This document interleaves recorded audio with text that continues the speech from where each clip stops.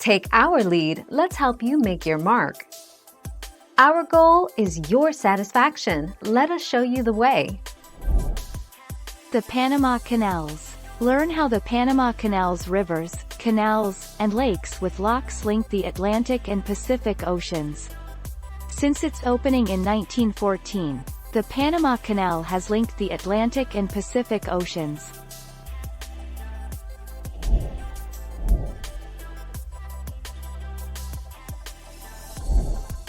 Take our lead.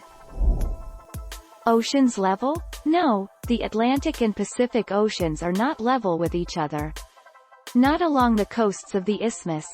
In fact, it's possible that the level of the Pacific could be nearly 12 feet above the level of the Atlantic at the same time.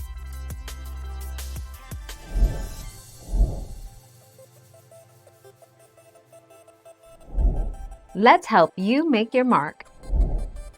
While we've given our planet's oceans separate names, in reality there's no border between them, and currents continually flow between them and mix their waters.